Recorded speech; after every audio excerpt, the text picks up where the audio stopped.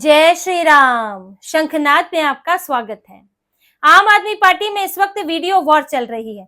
एक तरफ राघव चड्ढा है और दूसरी तरफ केजरीवाल के सिपे सालार सौरभ भारद्वाज, अतिशी मरलीना, ये लोग जुटे हुए हैं राघव चड्ढा को घेरने के लिए, आरोप लगाने के लिए। और राघव चड्ढा भी वीडियो बना बना कर इन्हें जवाब दे रहे हैं।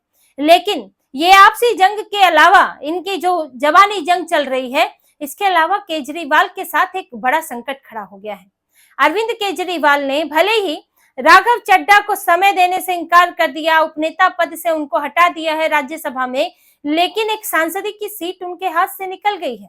अरविंद केजरीवाल जो इस वक्त दिल्ली हार चुके, गोवा गुजरात में घूम रहे हैं, लेकिन वहां कोई चांस है नहीं। गोवा में तो पूरी की पूरी इनकी पार्टी ही बिखर गई है। शुरू ऊपर से लेकर अंत तक इनको बदलने पड़े अपने पदाधिकारी। पंजाब में इनके हालात गए गुजरे हो रहे हैं। ऐसे में इनके पास एक सांसद की सीट, 10 कुल मिला के सांसद है, जिसमें से एक सांसद पहले ही बिदकी हुई है, स्वाति मालीवाल। अब एक दूसरे भी राघव चड्ढा जो इनकी अब पार्टी में होकर भी नहीं है। अब घुमा फिरा के इनके पास 8 सांसद बचते हैं अरविंद केजरीवाल के पास। यहाँ इनके सांसद घट गए 2, जो घट भी गए हैं और खाली भी नहीं है। दिक्कत ये है इनके साथ, राघव चड्ढा अगर लोग राज्यसभा से इस्तीफा दे देते, सीट खाली होती तो एक अलग बात थी, लेकिन आप 2028 तक उनको नहीं हटा सकते, स्वाति मालीवाल को नहीं हटा सकते। तो आपके 2 सांसद, अब आपको वोटिंग की जरूरत पड़े, कोई मुद्दा उठाने की जरूरत पड़े तो वो आपके पक्ष में नहीं बोलेंगे, बल्कि आपके ऊपर ही सवाल उठाएंगे और रहेगा कि आम आदमी पार्टी के सांसद हैं। अब आ रहा है पंजाब का चुनाव।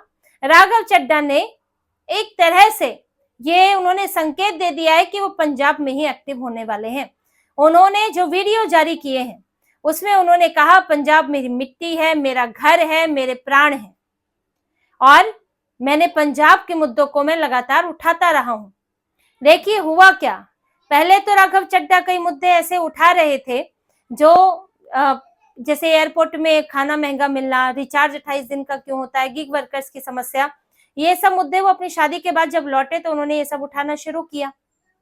अब इससे आम आदमी पार्टी से उनका तो झगड़ा पहले ही चल रहा था, मनमुटाव चल ही रहा था, और इन्होंने फिर फैसला लिया कि उनको राज्यसभा के उपनेता पद से हटाया जाएगा और कहा कि राघव चड्ढा को हमारी पार्टी की तरफ से बोलने का समय नहीं देना है। यह अरविंद केजरीवाल ने राज्यसभा सचिवालय को अपनी पार्टी की तरफ से बताया है। अब उसके बाद राघव चड्ढा भी खुले तौर पर सामने आ गए। उन्होंने एक वीडियो जारी किया जिसमें उन्होंने कहा कि मैं तो जनता के मुद्दे उठा रहा था, आखिर मेरी आवाज क्यों बंद कराई गई? भाई मैंने तो ऐसे ऐसे मुद्दे उठाए जिससे आम लोगों के जीवन में कम से कम कुछ सुधार आया, गिग वर्कर से लेकर या फिर एयरपोर्ट पे महंगे खाने और पैटर्निटी लीव की बात जो है, तो इसमें मेरा जनता के मुद्दे उठाने से आम आदमी पार्टी को क्या समस्या है, आम आदमी पार्टी का क्या जा रहा था। अब इन्होंने वीडियो बनाया और फिर वहां से एक वीडियो बन गया, सौरभ भारद्वाज कूद गए कि जो डर गया वो मर गया, यानी कि राघव चड्ढा मोदी से डरे हुए हैं, मोदी के खिलाफ नहीं बोलते हैं, हम तो केजरीवाल के सिपाही हैं, हम ये पार्टी में पार्टी के नेताओं को गिरफ्तार किया गया, लोकतंत्र खतरे में है, चुनाव आयोग क्या क्या कर रहा है, इसका कोई सवाल नहीं उठाते हैं। इन्होंने शिकायत की, अनुराग ढांडा ने शिकायत की, अतिशी मरलीना भी बड़ी बड़ी आंखें लेकर कूदी इस मामले में। उसके बाद फिर राघव चड्ढा ने दोबारा एक वीडियो जारी किया और उन्होंने पंजाब और दिल्ली दोनों के नेताओं के लिए किया, क्योंकि भगवंत मान ने भी कहा था कि राघव चड्ढा पंजाब की मुद्दे बात नहीं करते हैं, पंजाब की समस्या नहीं उठाते हैं, वो तो पिज्जा समोसे की बात करते हैं। तो फिर राघव चड्ढा ने वीडियो बनाया और उन्होंने बताया कि मैंने पंजाब के किन किन मुद्दों की बात की। उन्होंने कहा आप मेरा कार्यकाल उठा के देख लीजिए, पिछले 3 साल 4 साल का कार्यकाल जो है, उसमें मैंने पंजाब में एमएसपी की बात की, मैंने पंजाब के जल संकट की बात की, नदियों की स्थिति में सुधार की बात की, मैंने शहीद भगत सिंह को भारत रत्न दिए जाने की बात की, और भी कई मुद्दे पंजाब के उठाए हैं और मैं आगे भी उठाता रहूंगा। तो आप अगर कहें कि मैं पंजाब के मुद्दे नहीं उठा रहा हूं तो फिर ये देख लीजिए, उन्होंने क्लिप्स डाल दिए और उन्होंने फिर सौरभ भारद्वाज का भी जवाब दिया। सौरभ भारद्वाज ने और उनकी पार्टी के नेताओं ने आरोप लगाए थे कि जब विपक्ष वॉकआउट करता है तो राघव चड्ढा वॉकआउट नहीं करते हैं, पार्टी लाइन से अलग जा रहे हैं, विपक्ष से अलग जा रहे हैं। मुख्य चुनाव आयुक्त ज्ञानेश कुमार के खिलाफ महाभियोग लाने के लिए विपक्ष ने प्रस्ताव दिया, प्रस्ताव पर साइन करवाने थे, जिस पर राघव चड्ढा ने नहीं किए। ये सौरभ भारद्वाज का आरोप है। वहीं उन्होंने कहा कि वो सरकार के खिलाफ नहीं बोलते, जनता के मुद्दे नहीं उठाते।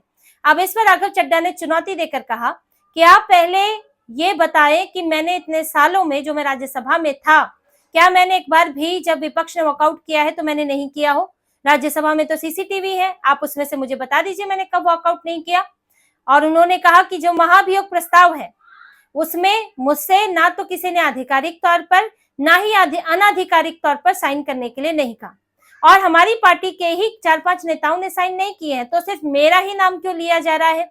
वैसे भी महाभियोग प्रस्ताव पर 50 सांसदों की जरूरत होती है, तो आप उसमें किसी के हुए हैं किसी के नहीं भी हुए हैं, तो मुझे ही टारगेट क्यों किया जा रहा है?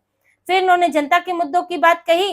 उन्होंने कहा कि वो तो बोलते ही है। उन्होंने प्रदूषण से लेकर दूसरे जो मुद्दे रहे, पंजाब के रहे, किसानों के रहे, उन्होंने ये सारी बातें बताई। और साथ ही कहा, अब वो तो अपना फिल्मी स्टाइल में भी बोल गए कि घायल हूं इसलिए घातक हूं, धुरंधर फिल्म का डायलॉग बोलकर चले गए।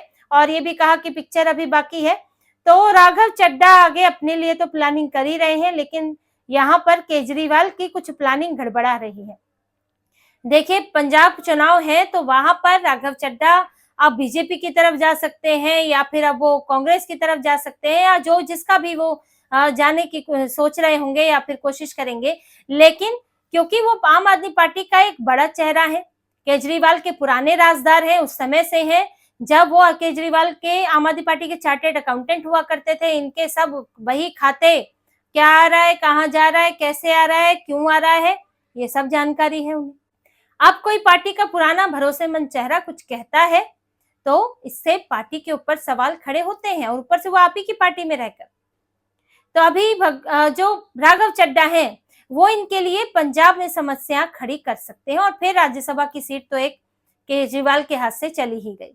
दूसरा, इनके पंजाब में एचएस फुल्का, जो कि 84 के दंगों के मामलों में पीड़ितों के लिए लड़ते रहे हैं, बहुत सम्मानजनक व्यक्ति हैं और पंजाब में जाना माना नाम है। वो आम आदमी पार्टी से जुड़े थे 2017 में, फिर इनके हालात देखकर, इनके काम देखकर वो निराश हुए। 2018 में उन्होंने राजनीति से दूरी बना ली, लेकिन अब वो बीजेपी में शामिल हो गए हैं, एचएस फुल्का।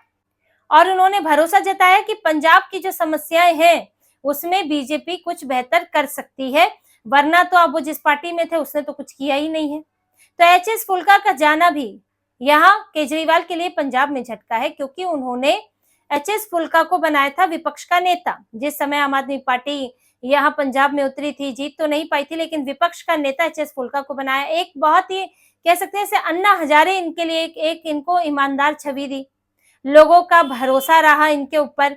अरविंद केजरीवाल तो बाद में थे, पहले तो अन्ना हजारे से शुरू हुआ था, फिर उसका फायदा अरविंद केजरीवाल ने उठाया।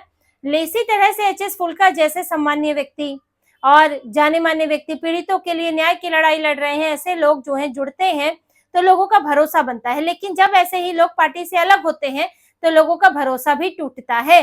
और अभी तो एचएस फुल्का अलग हुए हैं और इसका तो झटका है ही है, ये इनके लिए परेशानी है।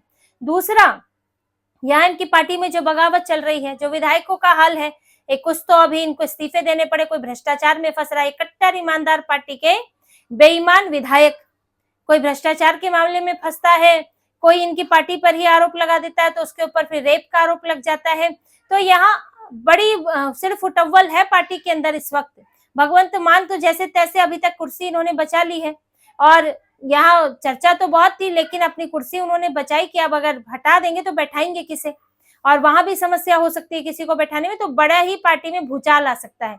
इसलिए जैसा चल रहा है चलो, अरे भगवंत मान को एक कठपुतली की तरह आगे रख के पीछे से खुद चलाते रहो। लेकिन ये पीछे से चलाना भी पार्टी पर भारी पड़ा है, और उसे इसीलिए कोई मनीष सिसोदिया गुट का है, कोई भगवंत मान गुट का है, कोई अमन अरोड़ा गुट का है, तो अलग अलग वहां पर चल रहा है हाल, और अधिकारी भी बटे हुए हैं।